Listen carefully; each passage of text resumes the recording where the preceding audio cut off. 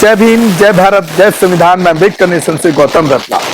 और आज हम बात कर रहे हैं बहुजन समाज पार्टी की करारी हार पर, और जो एक बहुत दुख की खबर है। बहुजन समाज पार्टी और बहन कुमारी मायावती जो बसपा सुप्रीमो और 4 बार यूपी की मुख्यमंत्री रही, तो मैं इसके कुछ पीछे इसके उसमें ले जाना चाहता हूं आपको कि हारने के क्या कारण हो सकते हैं, क्या नहीं हो सकते, और इतनी बुरी स्थिति में पार्टी का जाने का एक बहुत ही दुखद है, और इसके पीछे कारण क्या है उस पर हम बात करें। तो साथियों, मैं आपको ले जाना चाहता हूं कुछ जो साहब काशीराम जी के जो उस टाइम के जो नारे थे उन पर मैं ले जाना चाहता हूं आपको, और जो आज बहन जी के जो नारों में जो उनके तब्दील हुआ है, जो साहब काशीराम के कोट हैं और बहन जी के जो कोट हैं। तो सबसे पहले तो मैं साहब काशीराम जी के जो कोट हैं, जो समाज को उन्होंने जो नारे बनाए उस पर कितना गहन अध्ययन करके वो लिखते होंगे। और क्योंकि मुझे एक अनुभव भी है, क्योंकि सन 1984 के अंदर मैं बहुजन समाज पार्टी से जुड़ गया था और लगातार काम भी किया। साहब काशीराम जी के जो कोट हैं, जो नारे हैं, वो कितना गहन अध्ययन करके लिखते होंगे या लिखते थे। सबसे पहले तो मैं आपको उनके जो कोट हैं, काशीराम साहब के नारे हैं, उनको मैं आपको जरूर एक बार सुनाना चाहता हूं, क्योंकि हो सकता है कुछ लोगों को कुछ नारे पता हो, कुछ कोट पता हो, लेकिन मुझे नहीं लगता कि हमारे बहुजन समाज के हर साथी को उनके कोट का याद होगा। एक उनका नारा था, तिलक तराजू और तलवार, इनको मारो जूते 4। दूसरा था, ठाकुर बामन बनिया छोड़, बाकी सब है DS4। ये जब वो DS4 चलाते थे उस टाइम की बात है। जब उन्होंने मुलायम सिंह के साथ समझौता किया तो उन्होंने एक नारा दिया, मिले मुलायम काशीराम, हवा में उड़ गए जय श्री राम। या मिले मुलायम काशीराम, हवा में हो गए जय श्री राम। 85 पर 15 का शासन मंजूर नहीं। न्याय चाहिए तो शासक बनो, हमारी लड़ाई सबसे नहीं उनसे है जो जाति मानते हैं, और उनसे है जो जाति परोसने वाले धर्म शास्त्र को मानते हैं। वोट हमारा, राज तुम्हारा, नहीं चलेगा। जिस समाज की गैर राजनीतिक जड़ें मजबूत नहीं होती, वो समाज राजनीति में कभी टिक नहीं सकता। तो यहाँ पर एक सोचने का विषय है कि जो बहन जी ने जो राजनीतिक आंदोलन तो चलाया, लेकिन जो सामाजिक आंदोलन काशीराम साहब चलाते थे, वो सामाजिक आंदोलन बहन जी और बहुजन समाज पार्टी या उनके जो भी पदाधिकारी हैं, या वो चाहे जोन कोऑर्डिनेटर हो या जिला अध्यक्ष हो या कोऑर्डिनेटर हो, उन्होंने सामाजिक आंदोलन को बंद करने का काम किया। एक ये बहुत बड़ा कारण है मायावती और BSP। तो जाति हिंदुत्व की वो दुर्गंध है, जाति हिंदुत्व की वो दुर्गंध है जिसने सारे विश्व को दूषित कर दिया है। बाबा साहेब के बच्चों के बगैर इस देश का शासन नहीं चलने दूंगा। मैं कोई नेता नहीं हूं, थोड़ा ज्यादा काम करता हूं, इसलिए कार्यकर्ता मुझे बड़ा कार्यकर्ता समझते हैं। तो देखिए कितनी बड़ा साहब काशीराम जी का था। वो खुद कहते थे मैं कोई नेता नहीं। और आज बहुजन समाज पार्टी को अगर देखें तो यहाँ पर सिर्फ नेता हैं, कार्यकर्ता नहीं है। जब तक जाति है तब तक मैं इसे अपने समुदाय के लाभ के लिए उपयोग करूंगा। यदि आपको कोई तकलीफ या समस्या होती है इससे, तो कास्ट सिस्टम को समाप्त करें। ये ब्राह्मणवादी ताकतों के लिए ऐसा उन्होंने कहा कि अगर मेरे ये काम करने से कि मैं जाति की बात करता हूं और उस जाति को उसका एक रिप्रेजेंटेशन दिलाने की बात करता हूं, अगर उससे आपको तकलीफ होती है तो आप जाति व्यवस्था को ही क्यों नहीं खत्म करते। अगर जिंदगी में हम पीछे रह गए हैं, इसके पहले दोषी हम खुद हैं, कोई दूसरा बात में है। जिस तरह से हम ब्राह्मणवादी या दूसरे लोगों पर आरोप लगाते हैं कि हम हमारा SC ST और हम बहुजन समाज पीछे रह गया है, तो उनके लिए भी एक उन्होंने संदेश दिया और उनको एक जगाने के लिए कोशिश की कि हम दूसरों पर आरोप लगाना छोड़ें। अगर हम पीछे हैं आज देश के अंदर, तो हम उसके जिम्मेदार हम खुद हैं, क्योंकि हम समाज की तकलीफों पर और समाज के लिए हम काम करना नहीं चाहते। जब हम मजबूत हो जाते हैं अपने आप में, तो फिर अपने व्यक्तिगत तक ही हम सीमित हो जाते हैं। जब तक इस देश से छुट्टी देने वालों की छुट्टी नहीं कर देता, मैं चैन से नहीं बैठूंगा। ये वाक्य उन्होंने ये इसलिए लिखा साहब काशीराम जी ने, क्योंकि एक घटना उनके जीवन में जो उन्होंने देखी थी। एक वाल्मीकि समाज के कार्यकर्ता, गवर्नमेंट जॉब के, जो भामसेव के या BS4 के कार्यकर्ता थे, वो 14 अप्रैल पर जब छुट्टी मांगने गए अपने अफसर के यहाँ, जहां वो ब्राह्मणवादी अफसर उस सीट पर बैठा था, तो उसने छुट्टी देने से इनकार कर दिया था। तो उसके एवज में साहब ने एक ये फॉर्मूला दिया कि मैं ऐसी तैयारी कर रहा हूं कि जो छुट्टी देने वाले जो लोग हैं, मैं उनकी ही छुट्टी कर दूंगा। अभी तक मैं कांग्रेस की तरफ ध्यान दे रहा था, अब वो नष्ट हो गई है, और अब मैं भारतीय जनता पार्टी की तरफ ध्यान दूंगा।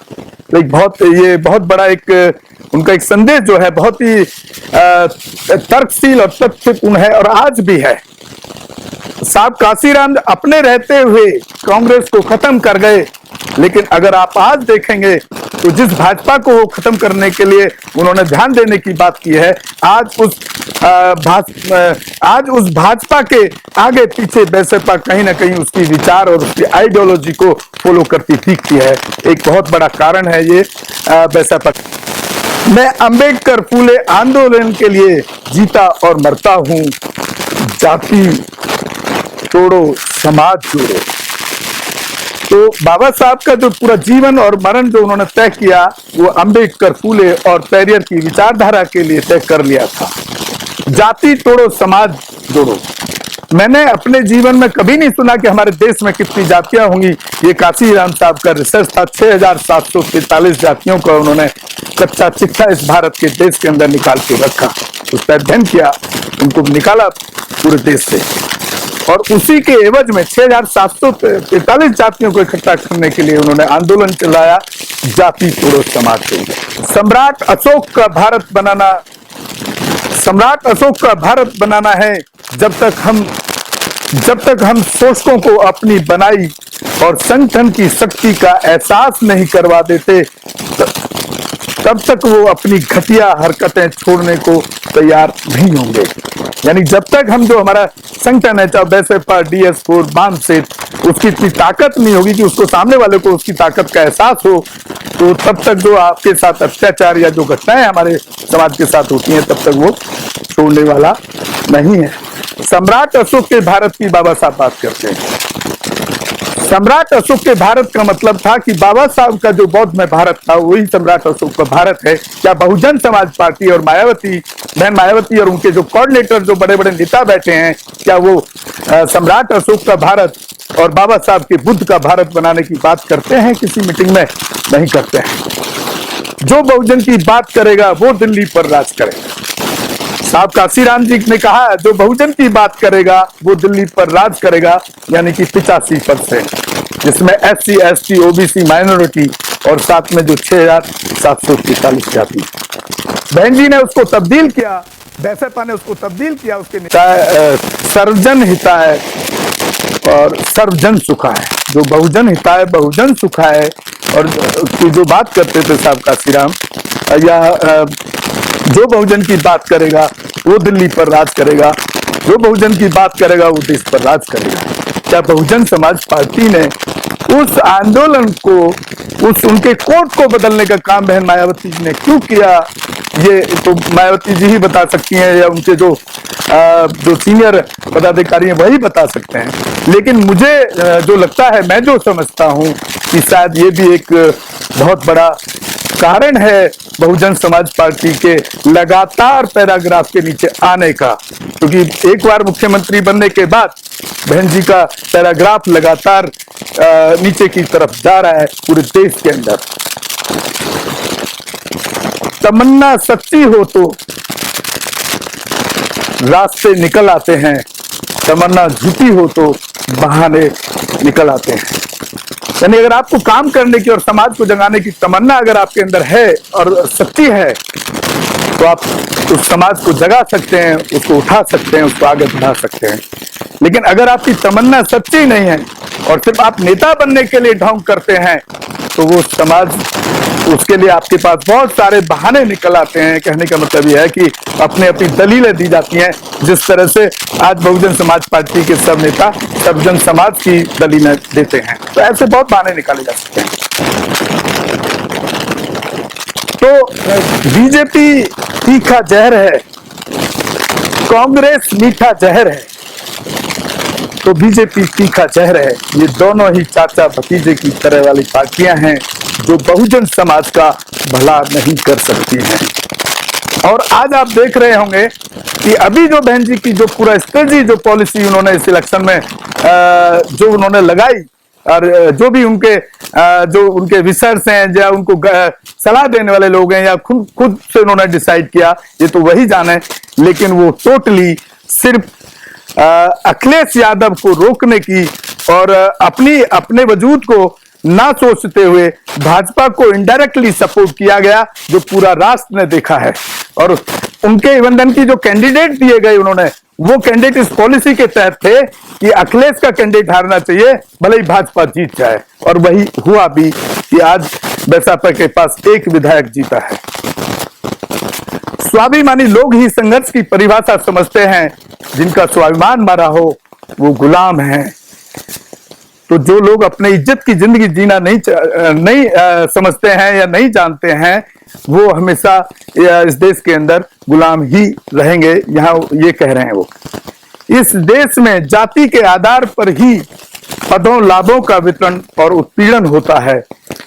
देश की जनसंख्या के कुल 15% सवर्णों और उनके सहयोगियों ने पदों लाभों और सत्ता के सभी स्रोत व संसाधन हत्या रखे हैं। इसलिए इस अन्यायपूर्ण स्थिति की समाप्ति के लिए बहुजन समाज को एकजुट होकर राजनीतिक सत्ता पर काबिज होने के लिए संघर्ष करना होगा। यहाँ सिर्फ साहब काशीराम बार बार सिर्फ 85% की बात करते हैं, और यहाँ पर जो मायावती जी हैं वो पूरे जिसमें जनरल कास्ट से लेकर के सर्व समाज की बात करने लगी हैं, और जिसकी वजह से लगातार बहुजन समाज पार्टी का ग्राफ जारी है। मैं समझता हूं कि देश की सत्ता पर काबिज होने के लिए जो 85% समाज है वो काफी है। हमें 15% की साहब काशीराम जी के विचारों के हिसाब से जरूरत ही नहीं है। तो फिर ये जो किया गया, ये बदलाव क्यों किया गया, इसकी वजह यही एक सबसे बड़ा बहुत बड़ा कारण भी है। साहब आगे क्या कहते हैं, जिसकी जितनी संख्या भारी उतनी उसकी हिस्सेदारी। यानी कि जितना जिसका परसेंटेज होगा, अगर हमारी बहुजन की सत्ता आती है तो हम उसको बराबरी का हिस्सा देने के लिए तैयार हैं।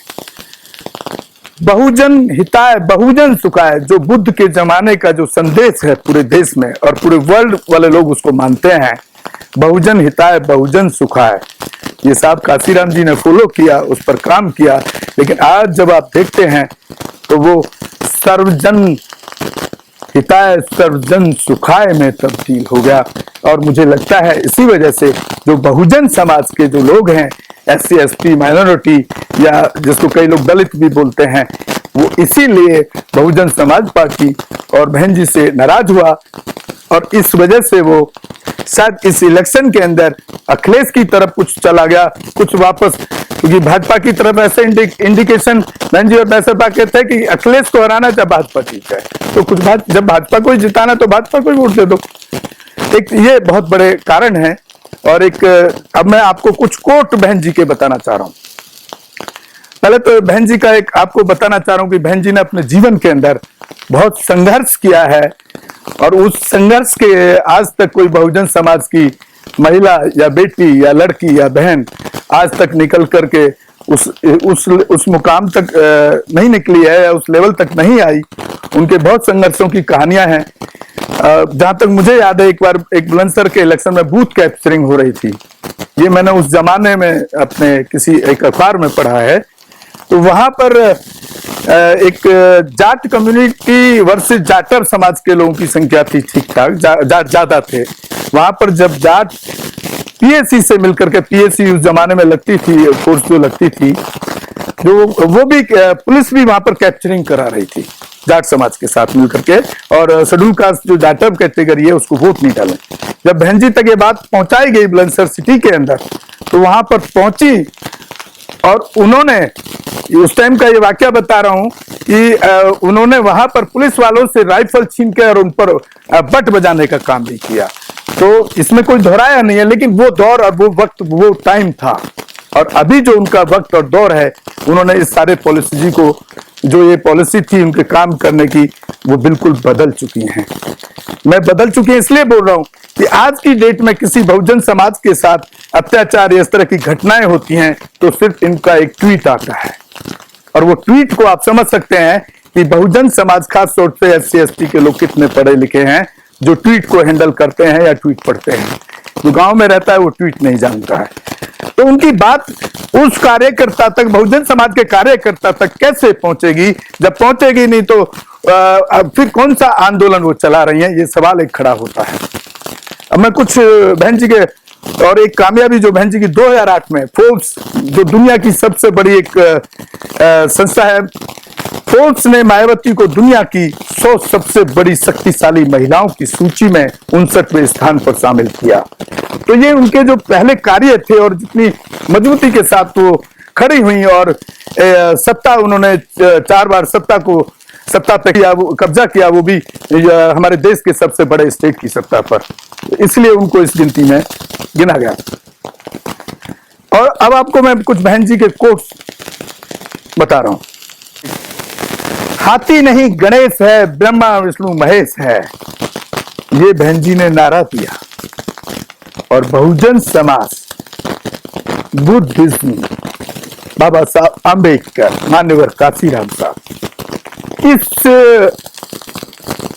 जिन भगवानों की वो बात कर रही है, उनको हाईलाइट कर रही है अपने रैलियों में, अपने प्रोग्राम में, और अभी भी किया गया। उसके बाबा साहब भीमराव अंबेडकर और मान्यवर काशीराम साहब, पेरियर, फूले, सावित्रीबाई अंबेडकर, रविदास जी, जितने भी हमारे महान पुरुष हुए हैं, कबीरदास जी, साहू महाराज जी, वो सब इस व्यवस्था के, इस सिस्टम के खिलाफ थे। और मैं समझता हूं कि हमारे जैसे लोग जो काम कर रहे हैं सोशल मीडिया के माध्यम से, या प्रैक्टिकली जाकर भी हम लोग काम कर रहे हैं क्षेत्र में, हमारे जैसे बहुत लोगों ने बहुजन समाज को तैयार किया है जो इस व्यवस्था के खिलाफ खड़ा होने का काम करेगा। जो ये विष्णु महेश पंडित, ये जो विष्णु महेश का जो नारा दिया उन्होंने, हाथी नहीं गणेश है, ब्रह्मा विष्णु महेश है, इसको बहुजन समाज एक्सेप्ट आने वाले टाइम में नहीं करेगा। और यही इस तरह के नारों की वजह से बहन जी की ये करारी हार मैं मानता हूं। पंडित शंख बजाएगा, हाथी बढ़ता जाएगा, ब्राह्मणवाद, यानी कि जहां पे पूरा अंधविश्वास लिखा गया और बहुजन समाज पे थोपा गया, आप उसको हाईलाइट कर रहे हैं, आप उसके सिस्टम को मजबूत कर रहे हैं। तो आपको वो बहुजन समाज आपको क्यों वोट कास्ट करेगा, क्यों आपको वोट देगा, क्यों आपको सर पे बैठाएगा, अपना सर का ताज बनाएगा? उससे पहले तो बहुजन समाज ने आपको सर का ताज बनाया है।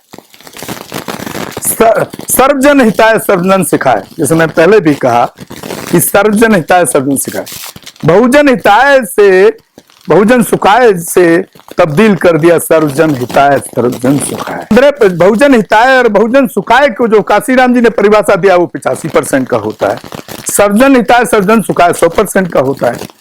जो 15% को भी आपने इसमें जोड़ लिया, वही बहुजन समाज पर, क्योंकि उसके पास में पैसा से लेकर के, सरकार से लेकर के आज तक हर बार सिस्टम उसके हाथों में रहा है, और वही बहुजन समाज पर, वही शेड्यूल कास्ट, शेड्यूल ट्राइबों पर, उस SC ST भी माइनॉरिटीज पर अत्याचार करता है। तो आपके साथ में वो आपको वोट क्यों करेगा, क्यों कास्ट करेगा?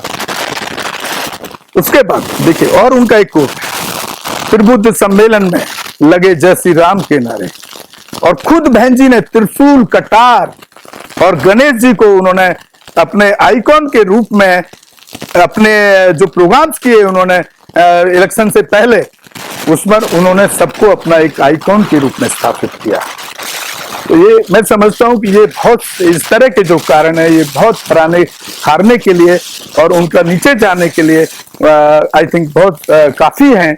और मैं समझता हूं कि आई थिंक मुझे लगता नहीं है कि दोबारा से उनको समाज अब एक्सेप्ट करेगा, क्योंकि मैं ऐसे बहुत सारे एग्जाम्पल दे सकता हूं कि बचपन से सामाजिक मूवमेंट में रहा हूं।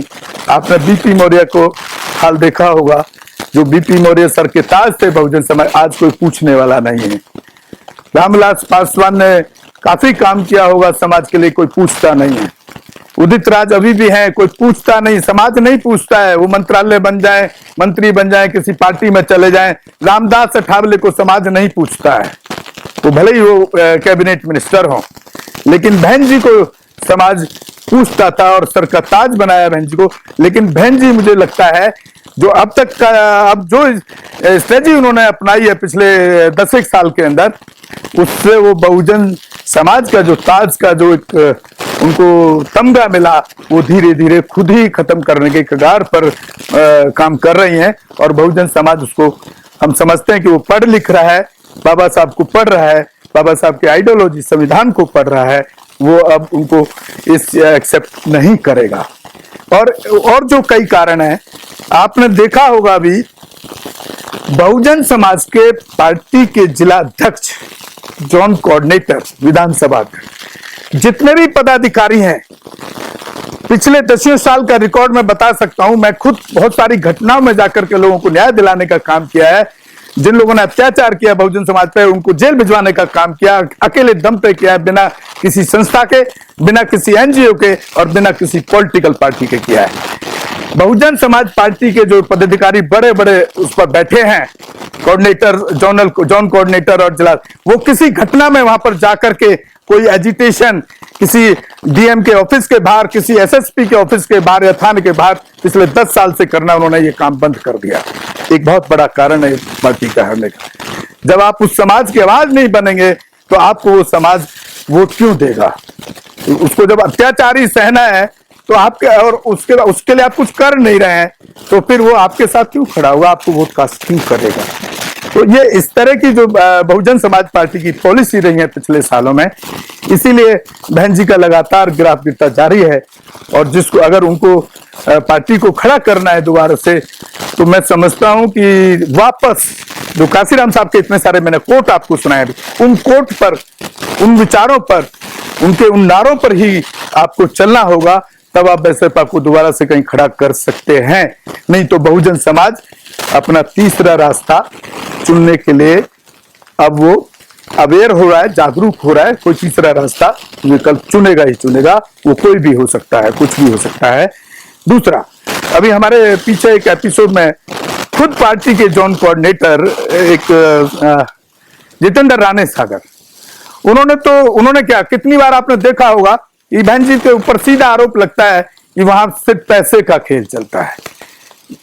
जो एक आम गरीब कार्यकर्ता है उसको टिकट तक नहीं मिलता है। भाई, जब वो पूरा जीवन आपके पार्टी के लिए लगा रहा है तो उसको भी तो राजनीतिक सत्ता में भागीदारी मिलना चाहिए, लेकिन वो नहीं होता है, वो नहीं हो रहा है अभी भी। जिसके पास ज्यादा पैसा है, जो पार्टी फंड में जो पैसा ज्यादा जमा कर देता है, वहां उसको टिकट मिल जाता है। तो आपका कार्यकर्ता कहां जाएगा? कब तक आपके साथ कार्यकर्ता के रूप में काम करता रहेगा? ये भी एक कारण है कि यहाँ पैसे का खेल बहुत बड़ा चलता है। और ये मैं नहीं कह रहा हूं, पूरा देश का मीडिया, पूरे देश के लोग और खुद पार्टी के जो एज ए कोऑर्डिनेटर नहीं बोलते हैं, लेकिन जब वो कोऑर्डिनेटर से हटा दिए जाते हैं तो इस तकलीफ को बड़ा ऑफ कैमरा भी हमारे स्टूडियो में आके बहुत बार होते हैं। तो इस व्यवस्था को भी बहन जी को खत्म करना होगा। दूसरी बात, मैंने तो इतना तक देखा है कि जहां पर SC ST के साथ अत्याचार हो रहा है, वहां पर बहुजन समाज के नेता उस लड़ाई लड़ने के बजाय उसमें समझौता करने के लिए दलाली का काम भी कर रहे हैं। और ये मैं प्रूफ के साथ बोल रहा हूं, और मैं ऐसे लोगों को उजागर भी करूंगा आने वाले टाइम में, अगर जरूरत पड़ी, अगर सुधार नहीं हुआ तो ये इतने सारे कारण नेगेटिव हैं। तो आप अगर दोबारा से आप सोच रहे हैं कि बहुजन समाज पार्टी मजबूत होगी, दिल्ली में 15% तक वोट था जब तक हम लोग काम कर, 0.7% पे लास्ट इलेक्शन में उनको रह गया। अभी तो कैंडिडेट भी मिलने मुश्किल हो जाएंगे, मुझे जो लग रहा है इस तरह के हालात से। तो साथियों, मैंने जितना आपको बात रखी है और मैं समझता हूं कि तथ्यों पर आधारित है, कुछ जरूर बहुजन समाज पार्टी के जो पदाधिकारी हैं उनको हो सकता है कि बुरी लग जाए। और हाँ, एक और सिस्टम खराब है। मैं समझता हूं अगर इसको ठीक करना है तो बहुजन समाज पार्टी का जो भी पदाधिकारी बनाया जाए, उस टाइम उसके जो फाइनेंशियल एसेट्स हैं उसका रिकॉर्ड बहुजन समाज पार्टी के रजिस्टर में या बहुजन समाज पार्टी के पास होना चाहिए। और वो कोऑर्डिनेटर, जिलाध्यक्ष या जोन कोऑर्डिनेटर बनने के बाद 4 साल बाद, 2 साल बाद, 5 साल बाद उसका फाइनेंशियल अकाउंट चेक होना चाहिए कि वो बिना काम किए फुल टाइम वो पार्टी के लिए काम कर रहा है। तो वो आकूत संपत्ति करोड़ों रुपए या कई करोड़ रुपए कहां से उसके पास हो जाती है, उसका ये एक बहुत बड़ा जवाबदेही पार्टी के उस पर होनी चाहिए। और अगर पार्टी को मजबूत करना, जहां पर भी SC ST या किसी भी वर्ग के साथ अगर अत्याचार होता है, वहां बहुजन समाज पार्टी का पदाधिकारी जब तक वहां पर रहना चाहिए, बैठ जाना चाहिए उसको धरना दे करके, जब तक कि उस व्यक्ति को जिसके साथ अत्याचार शोषण हुआ उसको न्याय ना मिल जाए। लेकिन ऐसा कोई बहुजन समाज पार्टी का कोई कार्यकर्ता और कोई भी काम करने का काम नहीं कर रहे हैं, क्योंकि ये मैं प्रैक्टिकल बोल रहा हूं, क्योंकि मैं बहुत सारे केसेस को हैंडल कर रहा हूं जहां पे बहुजन समाज पार्टी का ऐसा कोई भी काम नहीं दिख रहा है उस पर, सड़क पर या कहीं भी आम पब्लिक के बीच में। तो साथियों, ये इस तरह की चीजें हैं जो बहुत ही आज हमको बहुत दुख दर्द हो रहा है कि हमने 35 साल पार्टी के लिए मेहनत की है। तो ऑब्वियसली दुख तो होगा, आपको भी दुख हो रहा होगा, लेकिन उस दुख का कारण आपको अपने अंदर ढूंढना पड़ेगा कि आप क्या कमियां कर रहे हैं समाज के प्रति। आप खाली अपने बंगले बना लोगे, कोठियां बना लोगे, बड़ी गाड़ियां ले लोगे और उस गरीब कार्यकर्ता पर अत्याचार हो उसके लिए भी अगर आप काम नहीं करोगे तो आपके साथ कोई खड़े होने वाला नहीं है। साथियों, मैंने जितनी बातें अभी रखी हैं आप सामने तथ्यों के आधार पर है। लास्ट में मैं एक और चीज आपको सामने रखना चाह रहा हूं। आपको लास्टली जो रास्ता है, कल की इज द मास्टर की, साहब काशीराम जी जो कहते थे, उससे न्याय मिलता दिख नहीं रहा है। मैंने खुद बहन जी के सत्ता में जाटवों को, पैसे वाले जाटव को, जो पदाधिकारी है BSP का बड़ा, एक गरीब जाटव की जमीन को कब्जा करते देखा है। तो जब इस तरह की व्यवस्था पे आप काम करेंगे तो इसका मतलब है आपके बहुजन समाज में भी आपके पार्टी के लोगों ने एक मनुवाद और एक ब्राह्मणवाद को स्थापित कर दिया, और उसकी जिम्मेदारी कार्यकर्ताओं से ज्यादा किसी भी पार्टी के हारने या किसी पार्टी के नेगेटिव जाने की जिम्मेदारी कार्यकर्ताओं के साथ साथ उसके सुप्रीमो, उसके मालिक पर भी उठती है। उस पर भी सोचने की जरूरत है। और दूसरी बात, आप भले ही राजनीति में कुछ भी करें या ना करें, एक चीज और मैं आपसे जरूर कहना चाहता हूं, एक बात, हमें जो न्याय मिल सकता है वो सिर्फ एक संविधान का ही सिंह है कि आप जितना आप संविधान को पढ़ेंगे उतना आप देश मजबूत होगा, न्यायिक व्यवस्था मजबूत होगी और आपके साथ अत्याचार में कमी आएगी, अत्याचार नहीं होंगे। एक कोट में आपको पढ़ के हम भारत के लोगों को जितना ज्यादा संविधान को स्थापित और पढ़ने का काम करेंगे उतना भारत मजबूत होगा, उतना व्यवस्था मजबूत होगा, तभी जाकर के आपको कहीं बराबरी का हक मिल पाएगा। रत्ना, आप हमारे चैनल को ज्यादा से ज्यादा शेयर और सब्सक्राइब करें ताकि हम खास तौर से बहुजन समाज और पूरे देश की महिलाओं को न्याय दिलाने में कामयाब हो सकें, क्योंकि जितना आप ज्यादा से ज्यादा हमारे चैनल को शेयर और सब्सक्राइब करेंगे और जितना ज्यादा लोग देखेंगे उतने लोगों के लिए हम ज्यादा काम कर पाएंगे और समाज को मजबूती दे पाएंगे। इसी के साथ मैं विदा लेता हूं। जय भीम, जय भारत। अंबेडकर नेशन से गौतम रत्ना। रोको मत, हमें टोको मत, हमें आगे बढ़ते जाना है। जय भीम का नारा लगाना है, जय भीम का नारा लगाना है। जय भीम, जय भीम। मैं गौतम रत्ना आपका बहुजन फिल्म प्रोडक्शन में स्वागत करता हूं और आप हमारे प्रोडक्शन हाउस के अंदर अपना कैरियर बना सकते हैं as a film director, as a producer and actor and actress and editor and cinematographer also. अगर आपको फिल्म से रिलेटेड कुछ भी प्रोजेक्ट आपको बनवाना है तो हमारे पास में पूरा सेटअप है, जिसमें फिल्म कैमरा है, शूटिंग लाइट्स है और एडिटिंग है। सारा A to Z एक ही जगह पर आपको हमारे यहाँ पर मिल जाएगा। तो दोस्तों आप हमें कांटेक्ट कर सकते हैं हमारे नंबर्स पर 9810085714 और 8510005714। हमारे वेबसाइट पे विजिट कर सकते हैं www.filmserviceindia.com और हमें मेल भी कर सकते हैं gautamfilmsproduction@gmail.com पर। धन्यवाद। बुद्धं शरणं गच्छामि। अंबेडकर नेशन चैनल आर्थिक समस्या से गुजर रहा है। अगर आप बहुजन समाज में बाबा साहेब अंबेडकर और तथागत बुद्ध की विचारधारा को अधिक से अधिक लोगों तक पहुंचाना चाहते हैं तो हमें आर्थिक सहयोग प्रदान करें, ताकि हम अपने चैनल के माध्यम से देश विदेश में समता, बंधुता, एकता और संवैधानिक अधिकारों को ज्यादा से ज्यादा लोगों तक पहुंचा सकें। आप अपनी सहायता राशि नीचे लिखे खाते में जमा करा सकते हैं।